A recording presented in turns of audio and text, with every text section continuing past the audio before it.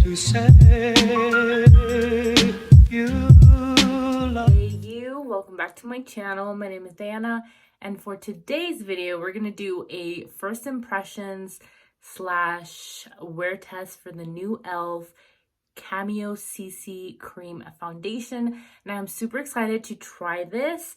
I did think it was going to be like a lightweight, CC cream, but apparently it is a medium to full coverage. So let me show you guys how it looks like. It's giving me a really, cosmetics vibes, hardcore. I'm sure that's what they're going for as well. This does have SPF 30, and I got the shade medium 330W, which is, I think it's like perfect. So let's get started. I'm going to do half of my face with a beauty blender and half of my face with a foundation brush, and I'm just going to go ahead and do one pump, and this is how it looks like. As you can see, it is, I'm sure it's going to be a perfect match for my skin. It's very creamy, pretty thick. I'm just going to go ahead and dot it on my face and then apply it. So this comes in 20 shades. It retails for $14, and I got mine right off the e.l.f. website. Now this, again, like I told you guys, is a medium to full coverage foundation, but it's supposed to have a natural finish, and I still have quite a lot on my hand, but I feel like this is more than plenty. I'm going to go ahead and start using the beauty blender on this side.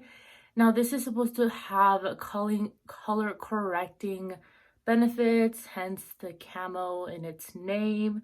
It's also supposed to have a skincare benefits such as hyaluronic acid, niacinamide, peptides, and I think I'm missing one more. Collagen. Yeah. Okay, now that I'm finishing this part of my face up, it looks very beautiful. I'm not gonna lie. I'm not usually a full coverage or medium coverage kind of gal. I usually go for really lightweight foundations. Well, yeah, I do medium coverage. I lied. But this is actually looking very beautiful. I can definitely see that natural skin finish to it, and it's looking very nice. It's covered mostly everything on this side of the face, and I'm really liking on this side. Of course, with a beauty blender, especially with a damp beauty blender, it's always like foundation just always looks good.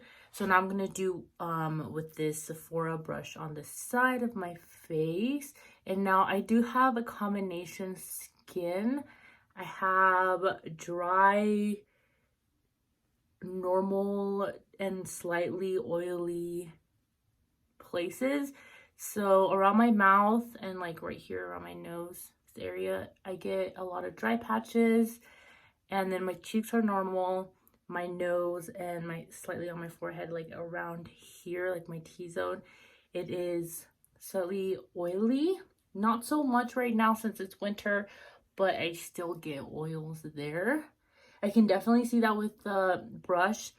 I'm getting I'm getting way more coverage than I did on this side. You can definitely tell, just looking at it like this, you can tell that this side just looks like I have way more foundation, even though we put an equal amount on both sides. Not surprised though. You always get more coverage with a foundation brush. But usually I don't like using a brush just because, like I told you guys before, I do have those dry areas, and sometimes this just, I don't know, makes it pick up more for some reason. So we're going to see how this works out. It's looking very pretty also, as well as this side. It doesn't look, trying to blend it out without taking away the coverage, but it's really hard to do that. Like I have more coverage on this side of my face, especially like around here compared to this side. You can see more of that natural finish peeking through on this side as well than this side. They look beautiful on both sides, not picking up or settling into any of my lines so far, so that's really good. Okay, and then with the rest of this, I think I'm just gonna put it underneath my eyes. It's kind of my concealer. I'm going to try just blending it in like this. See that camo color correcting effect take place. I have some dark pigmentation there, so let's put some on there, see how this builds, and see if that covers a little bit more. My fingertips to kind of blend this in too. See the shadow of the mark peeking through slightly, so if you have any like really dark pigmentation like this, then I don't know if this will completely cover that up. For the most part, it covered up most of my redness really well. This is a really light scar I have here. You can kind of see it still. So in terms of the color correcting, you know, I don't know if that's super, it's gonna hold up, you know, very well.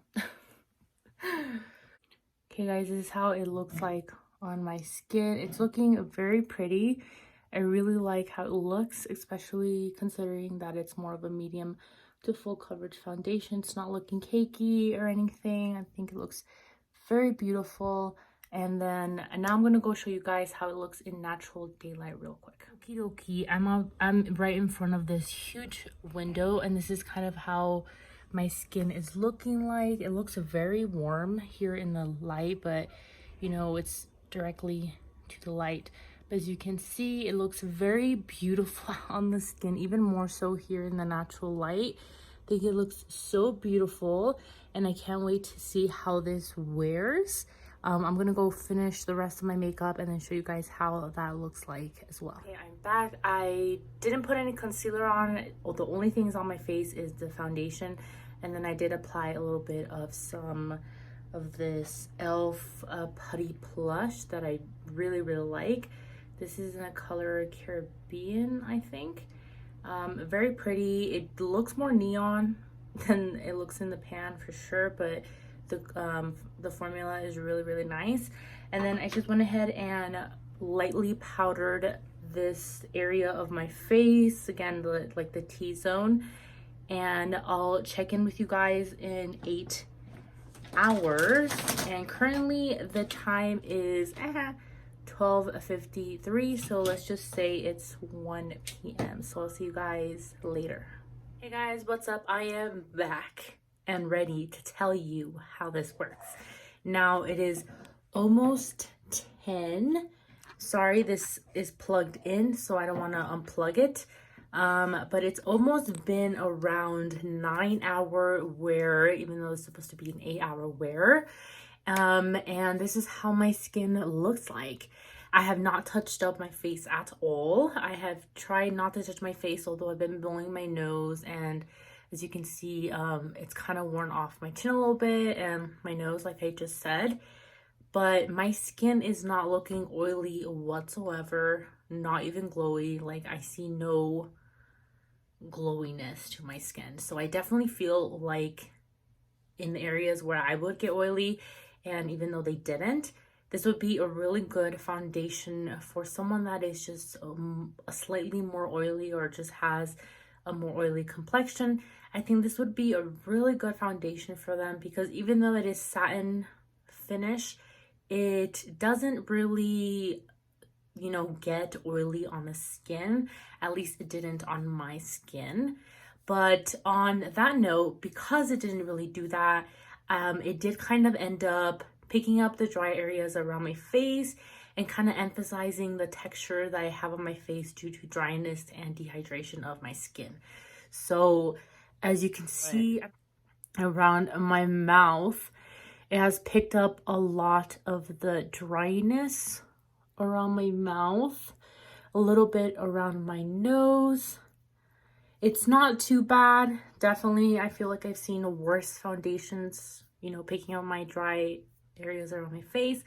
But the number one thing that I did not like that I saw with this foundation is the emphasis of texture, because I don't really have a very textured face.